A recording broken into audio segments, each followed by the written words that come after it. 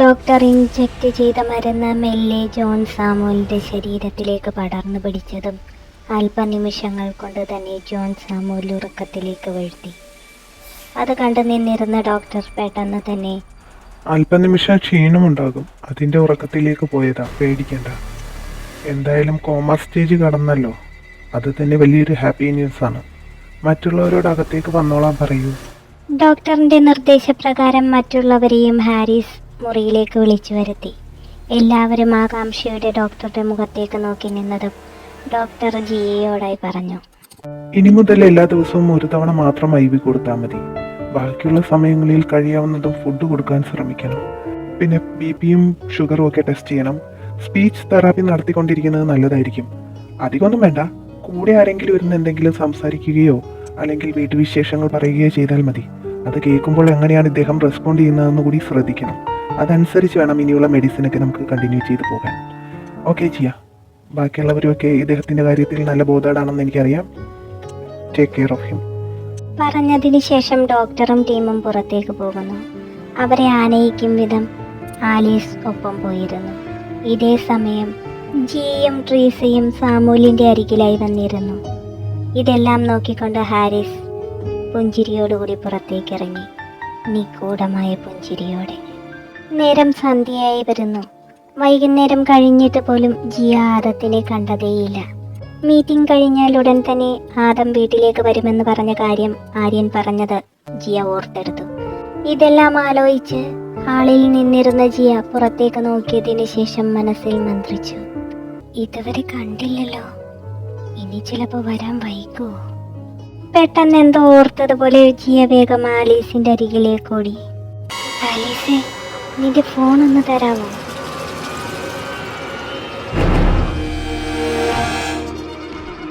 ശബ്ദം കേട്ടതും തിരിഞ്ഞു നോക്കി ആലീസ് കാണുന്നത് കിതപ്പിൽ ആകാംക്ഷയോടെ ചോദിക്കുന്ന ജിയയാണ്. ജിയയെ കണ്ടതും കണ്ണുമിഴിച്ചുകൊണ്ട് ആലീസ് പറഞ്ഞു, എൻ്റെ കർത്താവേ, ഫോണോ? ആദം സാറോ ആര്യനിച്ചായനോ അറിഞ്ഞ് എൻ്റെ തലയെടുക്കും. ആര്യനിച്ചായനെ പിന്നെ എങ്ങനെയെങ്കിലും ഞാൻ സമാധാനപ്പെടുത്തും. ആദം സാറിനോട് ഞാൻ എന്ത് പറയും? ആര്യം വന്ന് എൻ്റെ ഫോൺ തല്ലിപ്പൊട്ടിക്കും, പിന്നീട് എന്നെ വന്ന് തല്ലിപ്പൊട്ടിക്കും. നിനക്ക് എന്തിനു കേടാ ജിയ? ഭയത്തോടെ പറയുന്ന ആലീസിനെ കണ്ട ജിയ പെട്ടെന്ന് തന്നെ അവളുടെ അരികിലേക്ക് നീങ്ങി നിന്നുകൊണ്ട് ഇരു കൈകളും പിടിച്ച് തൊഴുകയോടുകൂടി പറഞ്ഞു, പ്ലീസ് പ്ലീസ് ഒന്ന് തരാവോ? എടി, എൻ്റെ വീട്ടിലേക്കൊന്ന് വിളിക്കാനാ. ഇന്നലെ എൻ്റെ അച്ഛനെ അമ്മയും വെറുതെ വിട്ടെന്ന ആദം സാർ എന്നോട് പറഞ്ഞത്. അത് സത്യമാണോ എന്ന് എനിക്കൊന്നറിയണം. അവരുടെ ഇപ്പോഴത്തെ സിറ്റുവേഷൻ എന്താണെന്നും അറിയണം. അതിനു വേണ്ടി മാത്രമാണ് ഞാൻ നിന്നോട് ഫോൺ ചോദിക്കുന്നത്.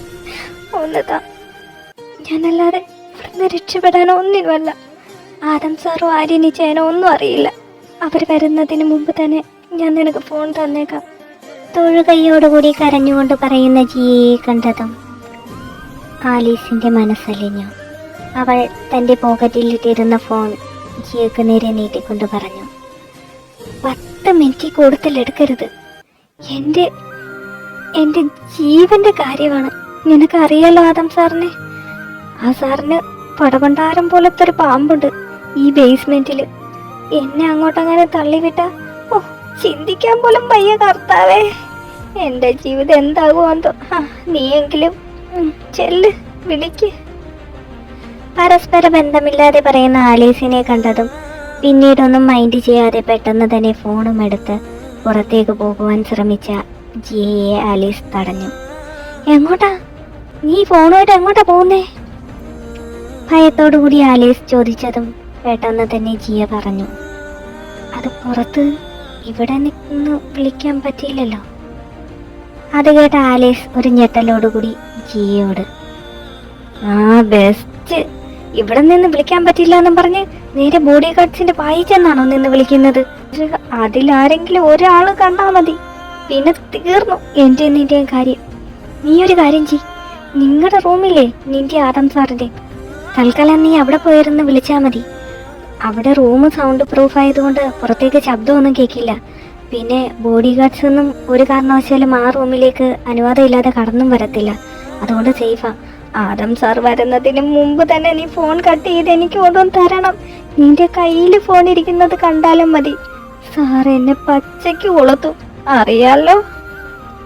ഭയത്തോടു കൂടി പറയുന്ന ആലീസിന്റെ മുഖത്തേക്ക് നോക്കി പുഞ്ചിരി തൂക്കിയതിനു ശേഷം ജിയ ഫോണുമായി മുകളിലത്തെ മുറി ലക്ഷ്യമാക്കി ഓടുന്നു.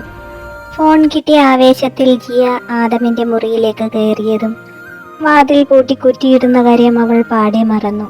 ഫോൺ കയ്യിലെടുത്ത് തന്റെ അച്ഛന്റെ നമ്പറിലേക്ക് ഡയൽ ചെയ്തു.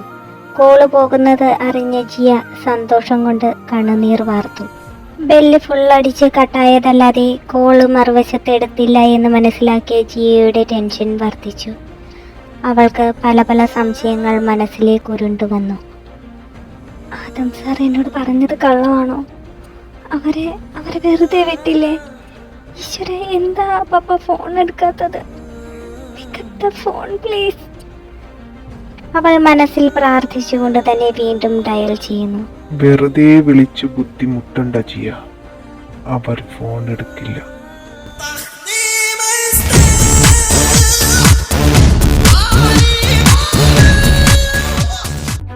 ആദത്തിന്റെ ശബ്ദം കേട്ടതും ജിയ ഒരു പിടച്ചിലോടുകൂടി പുറകോട്ട് തിരിഞ്ഞു നോക്കിയതും കണ്ടു. വാതിലിൽ ചാരി കയ്യിലൊരു ഫോണുമേന്തി നിൽക്കുന്ന സാത്താനെ. ആ ഫോൺ കണ്ടതും ജിയയ്ക്ക് മനസ്സിലായി അത് തൻ്റെ പിതാവിൻ്റെ ഫോണാണെന്ന്. അത് തിരിച്ചറിഞ്ഞ ജിയ ഭയത്തോടുകൂടി വിറയ്ക്കുന്ന ശരീരവുമായി ആദത്തിന് മുന്നിൽ തലകുനിച്ചു തന്നെ നിന്നു. ഭയത്തോടുകൂടി കയ്യിലിരുന്ന ഫോൺ മുറുകെ പിടിച്ചു നിൽക്കുന്ന ജിയയെ കണ്ടുകൊണ്ടാണ് ആദം വാതിൽ ഭാഗത്തു നിന്നും അവളുടെ അരികിലേക്ക് ചെല്ലുന്നത്. നീ ആരുടെയൊക്കെ ഫോണിൽ നിന്ന് വിളിക്കാൻ ശ്രമിച്ചാലും നിന്റെ തന്ത ഫോൺ എടുക്കില്ല. ബിക്കോസ് ആ ഫോൺ ഇപ്പോൾ എൻ്റെ കസ്റ്റഡിയിലാണുള്ളത്. See this. കയ്യിലിരുന്ന ഫോൺ ഉയർത്തി കാണിച്ചുകൊണ്ട് അവൻ പറഞ്ഞതും അവൾ തലയുയർത്തി നോക്കി. ഫോൺ തിരിച്ചറിഞ്ഞ ജിയ കണ്ണിൽ നിന്നും കണ്ണീർ വാർത്തു. ഞാനെല്ലാത്തിനും സമ്മതിച്ചതല്ലേ? എൻ്റെ പാരൻസിനെ വിട്ടേക്കാന്ന് പറഞ്ഞിട്ട് എന്നെ പറ്റിച്ചല്ലേ? എനിക്കവരെ കാണണം. ആദത്തിന് വാക്കൊന്നേ ഉള്ളൂ ജിയ. ഞാൻ അവരെ വെറുതെ വിട്ടു എന്ന് പറഞ്ഞാൽ അവരെ വെറുതെ വിട്ടു എന്ന് തന്നെയാണ് അതിനർത്ഥം. പിന്നെ ഈ ഫോൺ, ഇത് ഞാൻ അവരുടെ കയ്യിൽ നിന്നും വാങ്ങിച്ചെടുത്തു. നീ അറിയാതെ പോലും അവരെ വിളിക്കരുതെന്ന് എനിക്ക് നിർബന്ധമുണ്ട്. ജിയുടെ ഓരോ ചലനങ്ങളും ഈ ആദം ജോൺ സാമുവൽ നിയന്ത്രിക്കും. ഞാൻ അറിയാതെ നിനക്ക് ഇവിടുന്ന് ഒരടി പോലും ചലിക്കാനാവില്ല. അത് പറഞ്ഞുകൊണ്ട് ആദം ഒന്നുകൂടി ജിയയിലേക്ക് ചേർന്ന് നിന്നു. തൻ്റെ അരികിലെത്തിയ ആദത്തിനെ തലയുയർത്തി പിടയ്ക്കുന്ന കണ്ണുകളോടെ ജിയ നോക്കി നിന്നു.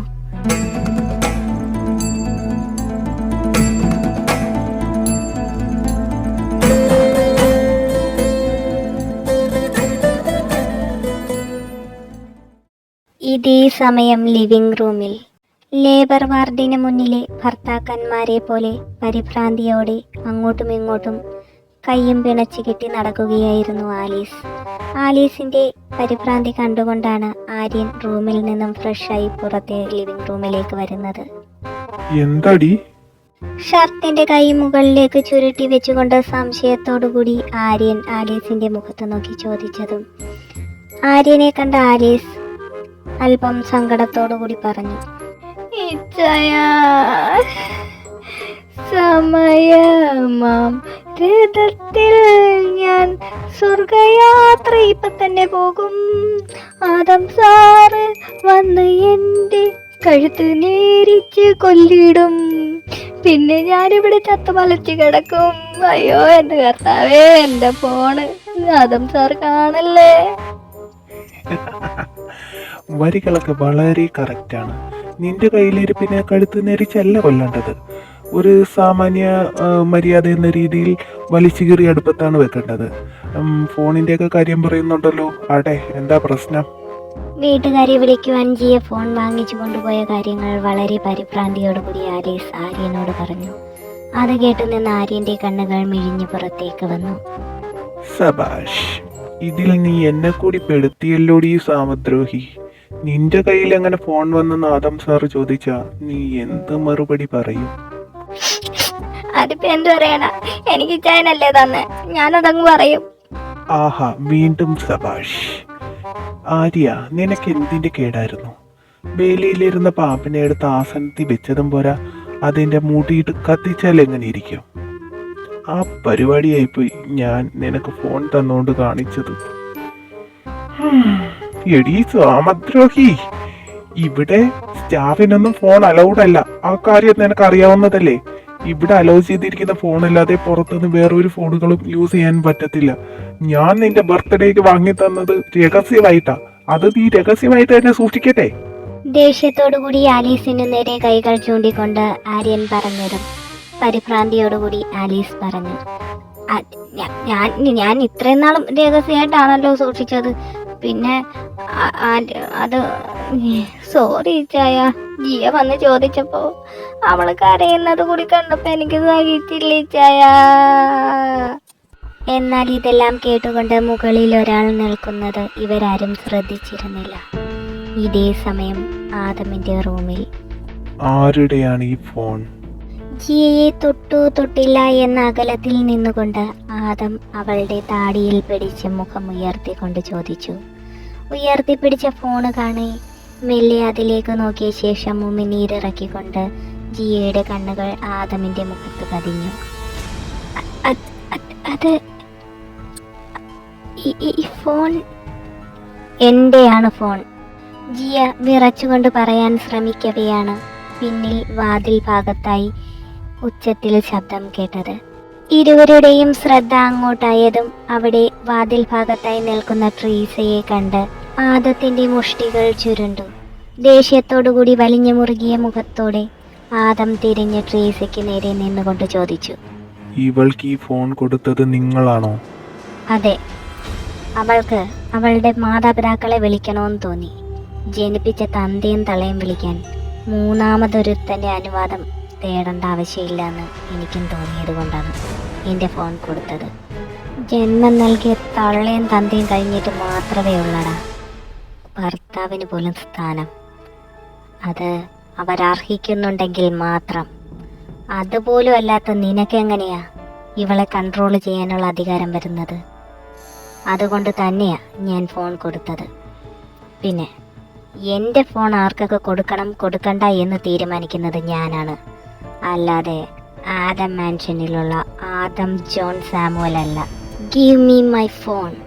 കൈകൾ നീട്ടിക്കൊണ്ട് തന്നെ ട്രീസ ഫോൺ വാങ്ങുവാനായി ആദത്തിനു നേരെ ആജ്ഞാപിച്ചതും ദേഷ്യത്തോടെ മുറുകിയ മുഖത്തോടെ നിന്നിരുന്ന ആദം പെട്ടെന്ന് തന്നെ ദേഷ്യമെല്ലാം കൈമുഷ്ടിയിലിരുന്ന ഫോണിൽ തീർത്തുകൊണ്ട് അത് നിലത്തേക്കിട്ട് ഉടയ്ക്കുന്നു.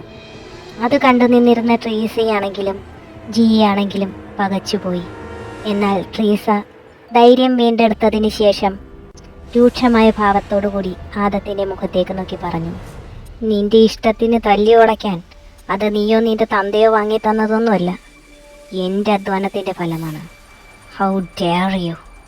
തൻ്റെ നേർക്ക് ആക്രോശിച്ചുകൊണ്ടിരുന്ന ട്രീസയെ ക്രോധമെരിയുന്ന കണ്ണുകളോടുകൂടി തന്നെ ആദം നോക്കി നിന്നു. ആദത്തിൻ്റെ ആ ഭാവം ജിയയെ വല്ലാതെ ഭയപ്പെടുത്തി. അവൾ പിന്നിൽ നിന്ന് വിറയ്ക്കുവാൻ തുടങ്ങി. ഇതേ സമയം ഇതെല്ലാം കേട്ടുകൊണ്ട് മുകളിലത്തെ സ്റ്റെയറിലേക്ക് കയറി വരുന്ന ഭാഗത്തായി സ്റ്റെയറിൻ്റെ പടിയിൽ തന്നെ പിടിച്ചുകൊണ്ട് നിൽക്കുകയായിരുന്നു ആര്യനും ആലീസും. ഇരുവരും ഭയത്താൽ കണ്ണുകൾ മിഴിച്ചു തന്നെ നിന്നു. പെട്ടെന്ന് തന്നെ ആര്യൻ താഴേക്ക് ഇറങ്ങി ഓടുന്നത് ആലീസ് ശ്രദ്ധിച്ചു. പോകുന്നത് ഹാരിസിൻ്റെ മുറിയുടെ ഭാഗത്തേക്കാണെന്ന് തിരിച്ചറിഞ്ഞ ആലീസ് നെഞ്ചിൽ കൈവച്ചു. ഇതേ സമയം ആദം തൻ്റെ ദേഷ്യത്തെ നിയന്ത്രിക്കാനാവാതെ പെട്ടെന്ന് തന്നെ കയ്യിലിരുന്ന ഗൺ ട്രീസയ്ക്ക് നേരെ നീട്ടിക്കൊണ്ട് അതീവ ദേഷ്യത്തോടു കൂടി പറഞ്ഞു, എന്റെ വീട്ടിലെ വെറും ഒരു അഭയാർത്ഥിയായ നിങ്ങൾ എന്നെ ഭരിക്കുന്നു. How dare you! പറഞ്ഞുകൊണ്ട് തന്നെ ആദം ട്രീസയ്ക്ക് നേരെ നീട്ടിയ തോക്കിന്റെ ലോക്ക് മാറ്റിയതും അത് കണ്ടിരുന്ന ജിയ വല്ലാതെ പേടിച്ചു വിറച്ചു. ഇതേ സമയം അല്പമെങ്കിലും ട്രീസയും ഭയന്നു. തന്റെ മരണം ചിലപ്പോൾ ഇന്ന് നടന്നേക്കും എന്ന് അവൾക്ക് തോന്നി. എന്നാൽ ഇരുവരെയും ഞെട്ടിച്ചുകൊണ്ട് ജിയ ഇരുവർക്കിടയിലേക്കും വന്നു നിന്നു. തോക്കിന്റെ അറ്റം അവളുടെ നെറ്റിക്ക് നേരെ വരുന്ന രീതിയിലാണ് ജിയ വന്ന് നിന്നത്. കരഞ്ഞുകൊണ്ട് അവൾ പറഞ്ഞു, വേണ്ട, ഞാനാ ട്രീസമ്മ അറിയാതെ ഫോൺ എടുത്തത് ഞാനാ. ട്രീസമ്മയ്ക്കൊന്നും അറിയില്ല.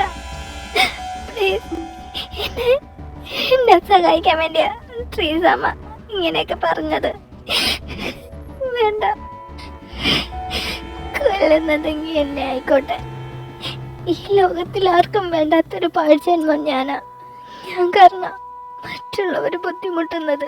അപ്പൊ എന്നെ ഇല്ലാണ്ടാക്കിയ നിങ്ങൾക്ക് വേണ്ട സർ. തലകുനിച്ച് തൊഴുകയോടുകൂടി പറയുന്ന ജിയയെ കണ്ടതും ആദം മെല്ലെ ശാന്തനായി. ഇതേ സമയം തന്നെയാണ് ഹാരിസും ആര്യനും ഓടി വരുന്നത്. ഓടി വരുന്ന ഇരുവരും പെട്ടെന്ന് തന്നെ ആദത്തിന് മുന്നിലായി മാറി നിന്നുകൊണ്ട് പറഞ്ഞു, ആദം, നിനക്കെന്താ ഭ്രാന്ത് പിടിച്ചോ? ഇന്നല്ലെങ്കിൽ നാളെ നിന്റെ അമ്മയാകാൻ പോകുന്ന സ്ത്രീയോടാണ് നീ ഇങ്ങനെയൊക്കെ പെരുമാറിയതെന്ന് ഓർക്കണം. വിട്, തോക്കിൽ നിന്ന് വിട്. പറഞ്ഞുകൊണ്ട് തന്നെ ഹാരിസ് ആദത്തിന്റെ കയ്യിലിരുന്ന തോക്ക് ബലമായി പിടിച്ചു വാങ്ങി. ദൂരെ നിന്നിരുന്ന ആലിസ് ആദത്തിന്റെ കയ്യിൽ നിന്നും തോക്ക് മാറി എന്ന് കണ്ടതും പെട്ടെന്ന് തന്നെ ഓടി വന്ന ട്രീസയ്ക്കരികിലായി നിന്നുകൊണ്ട് പറഞ്ഞു, ട്രീസമ്മ, വാ, നമുക്ക് പോവാം, ഇവിടെ നിൽക്കണ്ട. ട്രീസയുടെ കൈ പിടിച്ച് വലിച്ചുകൊണ്ട് ആലിസ് പെട്ടെന്ന് തന്നെ മുറിക്ക് പുറത്തേക്ക് പോയി. ജിയ, വരൂ. മുഖം പൊത്തി താഴെ മുട്ടിലിരുന്ന് കരയുന്ന പെണ്ണിനെ തോളിൽ പിടിച്ചുകൊണ്ട് ആര്യൻ വിളിച്ചതും പെട്ടെന്ന് തന്നെ ആദത്തിന്റെ ശബ്ദം അവിടെ ഉയർന്നു. എവിടേക്ക്? തന്റെ തോളത്ത് പിടിച്ചിരിക്കുന്ന ഹാരിസിനെ തട്ടി മാറ്റിക്കൊണ്ട് ആദം തിരിഞ്ഞു നിന്ന് ചോദിക്കവേ പെട്ടെന്ന് തന്നെ ആര്യൻ ഭയത്തോടുകൂടി പറഞ്ഞു, അല്ല സാർ, താഴെ റൂമിലേക്ക് ഇരുത്താന്ന് വിചാരിച്ചു. അല്ലാതെ പേടിച്ചിട്ടുണ്ടല്ലോ. അതിന്റെ ഒരു ആവശ്യവും ഇല്ല. ജിയുടെ റൂം ഇതാണ്. സോ അവൾ ഇവിടെ ഇരുന്നോളൂ. നിങ്ങൾ രണ്ടുപേരും തൽക്കാലം താഴേക്ക് പോകും. കൊച്ചാപ്പ, നമുക്ക് പിന്നീട് സംസാരിക്കാം. I need A space, so please. ആദത്തിന്റെ വാക്കുകൾ കേട്ട ഹാരിസ് മനസ്സിലായതുപോലെ ആദത്തിന്റെ തോളിലൊന്ന് മെല്ലെ തട്ടിക്കൊണ്ട് പുറത്തേക്ക് പോകുന്നു. പിന്നാലെ ആര്യനും. റൂമിൽ നിന്നും ബാൽക്കണി ഭാഗത്തേക്ക് നോക്കി നിന്നിരുന്ന ആദം മെല്ലെ പുറകോട്ട് തിരിഞ്ഞു നോക്കിയതും കണ്ടു മുഖം പൊത്തി കരഞ്ഞുകൊണ്ടേ ഇരിക്കുന്ന ജിയയെ. അവളുടെ കരച്ചിൽ അവന്റെ മനസ്സിനെ കൊത്തി വലിക്കുന്നത് പോലെ അവൻ അനുഭവപ്പെട്ടു. കണ്ണുകൾ അടച്ചുകൊണ്ട് സ്വന്തം ദേഷ്യത്തെ അടക്കി നിർത്തി ആദം മെല്ലെ വാതിൽ ഭാഗത്തേക്ക് ചെന്ന് മുറിയുടെ വാതിൽ അടച്ചു കുറ്റിയിട്ടു.